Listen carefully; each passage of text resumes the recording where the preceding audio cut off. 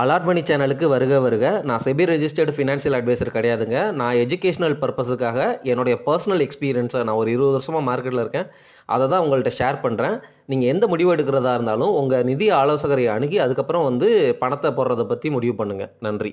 Allot மணி சேனலுக்கு வருக வருக. இந்த சேனலுக்கு இன்னும் நீங்கள் சப்ஸ்கிரைப் பண்ணலைன்னா தயவு செஞ்சு சப்ஸ்கிரைப் பண்ணிக்கோங்க. பெல் பட்டனையும் கிளிக் பண்ணிக்கோங்க.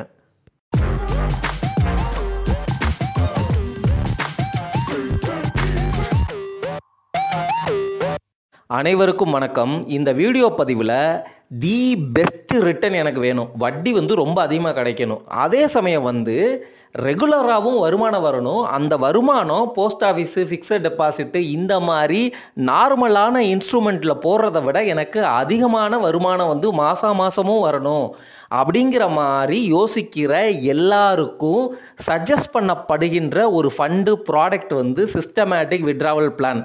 முதல்ல இந்த சிஸ்டமேட்டிக் வித்ட்ராவல் பிளானை பற்றி தெரிஞ்சுக்குவோம்.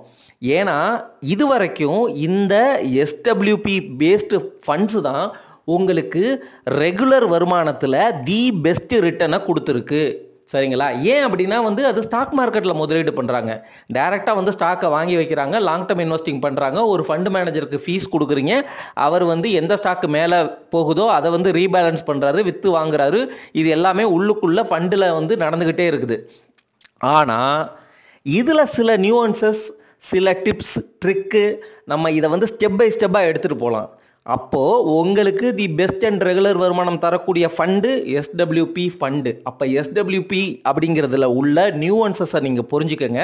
அதுக்கு எஸ்டபிள்யூபின்னா என்னன்னு உங்களுக்கு தெரியும் அப்படிங்கிறது எனக்கு தெரியும். பட் இருந்தாலும் குயிக்காக சொல்லிடுறேன் தெரியாதவங்களுக்காக. எஸ்டபிள்யூபி அப்படிங்கிறது உங்கள்கிட்ட 1 கோடி ரூபாய் இருக்குன்னு வச்சுக்கோங்க. அதை பல்காக போய் ஒரு மியூச்சுவல் ஃபண்டில் போட்டுருவீங்க. அந்த மியூச்சுவல் ஃபண்டு என்ன பண்ணும், வருஷம் 2% கிட்ட கமிஷன் எடுத்துருவாங்க. அதனால் நீங்கள் டைரக்ட்டுங்கிற வார்த்தை இருக்கான்னு பார்த்துக்கோங்க அப்படின்னு ஆதி காலத்துலேருந்தே நான் சொல்லிட்டு இருக்கிறேன். திருப்பி ரீட்ரேட் பண்ணிட்டேன். இந்த ஃபண்டில் நீங்கள் பல்காக காசை போட்டுட்டு மாதம் நீங்கள் காசை வித்ட்ரா பண்ணிகிட்டே போகிறீங்க. சரி, இதில் நீங்கள் புரிஞ்சிக்க வேண்டிய 2 டைப் ஆஃப் இன்வெஸ்ட்மெண்ட் இருக்குது. அது என்னென்ன டைப்பு அப்படிங்கிறத நீங்கள் தொடர்ந்து கேளுங்க. எஸ்டபிள்யூபியில் 2 டைப் இருக்குங்க.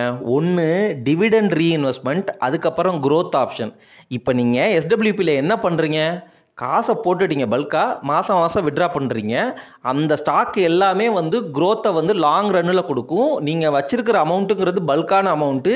நீங்கள் எடுக்க போகிற வித்ட்ராவல் அமௌண்ட் அப்படிங்கிறது சப்போஸ் 1 கோடி போட்டிங்கன்னா 6% வித்ட்ராவல், 6 லட்சம் வரைக்கும் வருஷத்துக்கு எடுப்பீங்க. அந்த மாதிரி கால்குலேட் பண்ணி உங்களை வருஷத்துக்கு 6%, அதை மாதத்துக்கு ஸ்ப்ளிட் பண்ணி இந்த அமௌண்ட்டை மட்டும் வித்ட்ரா பண்ணுங்க அப்படின்னு சொல்லிட்டு பண்ண வைப்பாங்க. இதில் நீங்கள் டாக்ஸேஷன் அப்படிங்கிறத இம்பார்ட்டண்ட்டாக புரிஞ்சு கொள்ளணும்.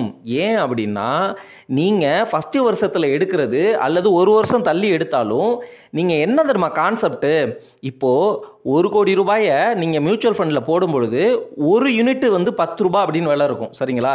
இப்போ மாதமே விற்கிறீங்க அல்லது 1 வருஷம் நீங்கள் வெயிட் பண்ணிவிட்டு அடுத்த வருஷம் நீங்கள் விற்கிறீங்க அப்படின்னா அப்போது விற்கிற யூனிட் நம்பர் ஆஃப் யூனிட்ஸை தான் நீங்கள் விற்பீங்க. சரிங்களா? அப்போ விற்கும் பொழுது அந்த 10 ரூபாங்கிறது 11 ரூபாய் ஆயிருக்கலாம், அல்லது 10 ரூபாங்கிறது 9 ரூபாய் ஆயிருக்கலாம். சரிங்களா?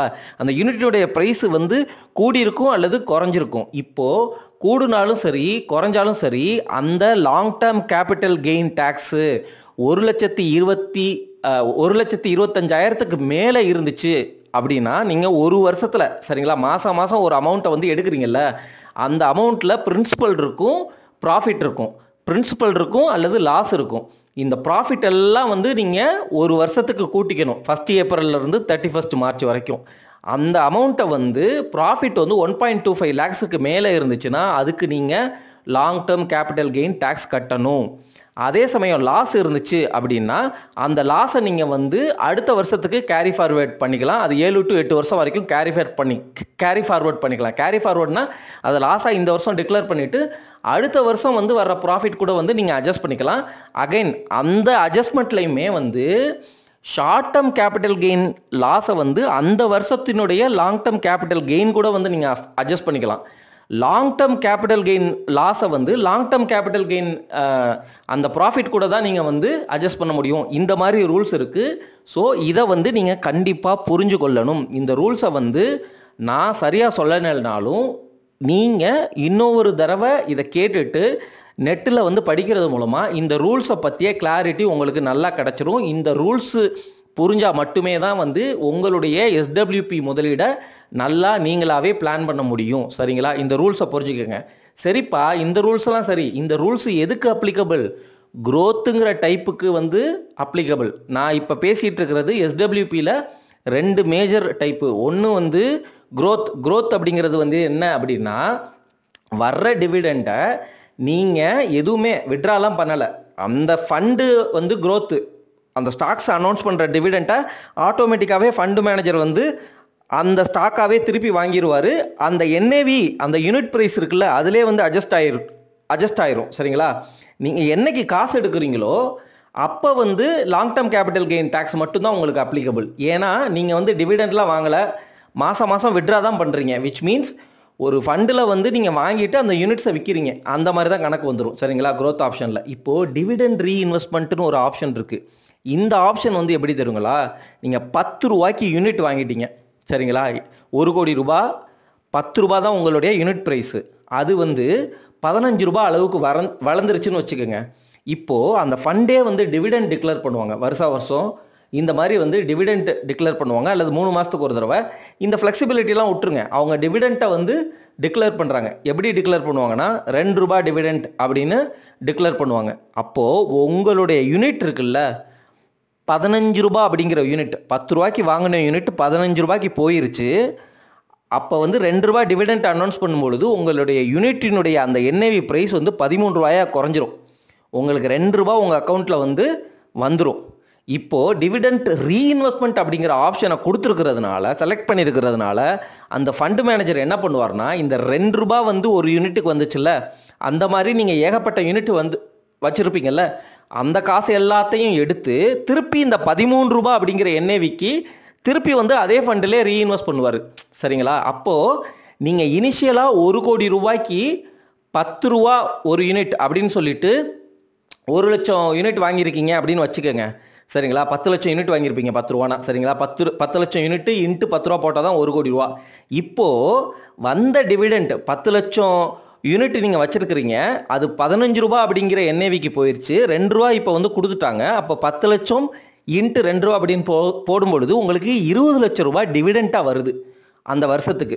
அந்த 20 லட்சம் ரூபாயை நீங்கள் மறுபடியும் போய் அதே ஃபண்டில் 13 ரூபா என்ஏவி அப்படின்னு சொல்லிட்டு நீங்கள் வந்து மறுபடியும் 20 லட்சம் ரூபாயை இன்வெஸ்ட் பண்ணும்பொழுது உங்ககிட்ட இருக்கிற அந்த 10 லட்சம்ங்கிற அந்த யூனிட் இருக்குது பார்த்தீங்களா, அது மறுபடியும் கூடிரும்.